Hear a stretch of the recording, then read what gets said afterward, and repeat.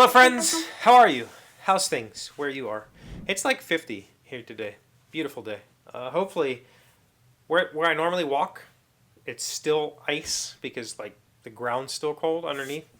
So I can't really walk there. So I've been walking a different route. I would like to go back to my route because the route that I walk now is mostly a main road and I don't like it. But otherwise, whatever. So I've been working on this problem at work, and the problem is me. I'm the problem, and I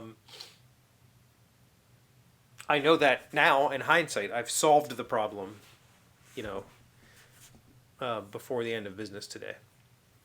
But I didn't solve the problem for the last couple of days, and so there's this particular. All right, my title, my day job title, says project manager for IT and application development, but I really mostly just do or product development. Like I'm mostly a developer, web developer, application developer. That's the main thing that I do. And we have a good team that makes really nice pages, really nice layouts, does a lot of good work. But will be the guy that comes in that's like, we need this special function that we can't find a plugin for. Can you write it? And I go, yeah, and I make a plugin or I make a whatever. I make it work. I write the code. So I've done some things, and whatever. If you're in software development, there's kind of we have this thing called rubber ducking, and the idea is if you can't figure out a problem, tell it to the rubber duck on your desk. Because generally, in the telling of it, you'll go, oh, I missed, this thing. You might spend an hour looking at a problem and not finding the answer, and then you try to speak it, and then you immediately realize, and it's just part of like being in the system. It's very difficult to see why the system is broken, right? You need to step away from it and look at it from an external source. And often that's what pair programming is used for, or whatever. You have a partner who you go, hey, what is this? But generally, we call it rubber ducking because senior developers will be like, every developer ever who's had some subordinates knows that they come to you, they ask you a question, and by the time they get done asking you the question, they figured out the answer. And so it's like, just talk to the duck first. And then if the duck can't figure it out for you, come to me. I'm that guy. I'm the junior developer. I'm the move fast and break things guy. So I do stuff. It seems to work, move on with my life. Find out there's an edge case, need to fix it, go back and forth, trying to figure things. So the last couple of days, I've been contacting support there's a few tools that we use on our sites, and they seem to be broken in inconsistent manners, and so I contacted the first tool company and said, this is what's going on, and they said, nope, try this, tried that, didn't fix it. Said, okay, I'll switch to this other solution, got that working, then I found an edge case there, contacted that company. And it all comes down to, I was doing something I knew was wrong. By wrong, I mean, it was unsupported. I was using these tools in a manner they were not intended to be used, but it works, mostly, with some edge cases, obviously. And so today, the fix was to just do it differently. Like completely undo all that work. Stop trying to make it work in this one particular way. Do it a completely different way that works just fine. That I know will work.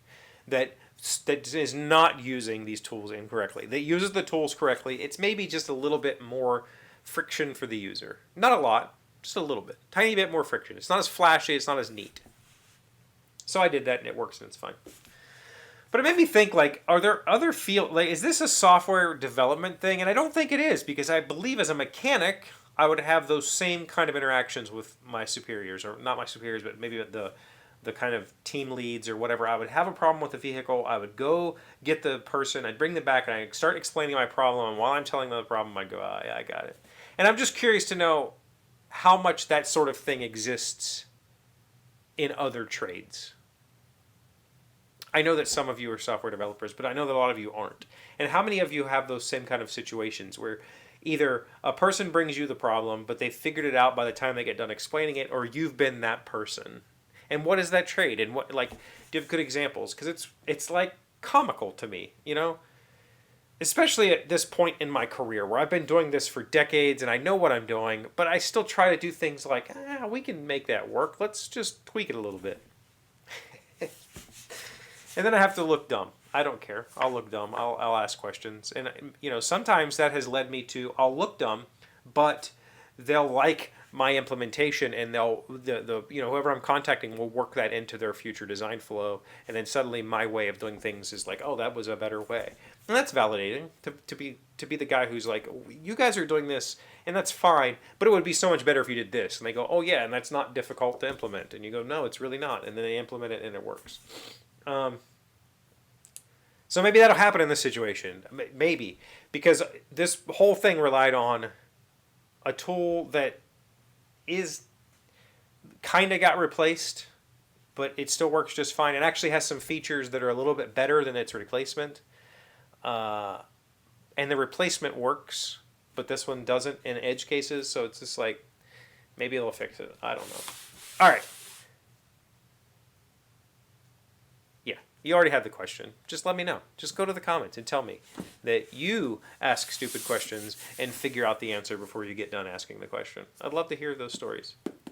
Thank you for being here. Thank you for watching this video. If you haven't given it a thumbs up, please do so. And if you haven't subscribed, do that as well. I'll see you tomorrow.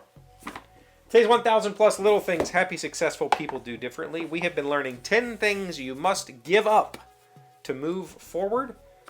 And we are on number 5, choosing to do nothing. Every day is a new chance to choose. Choose to shift your perspective. Choose to turn on the light and stop fretting about insecurity and doubt.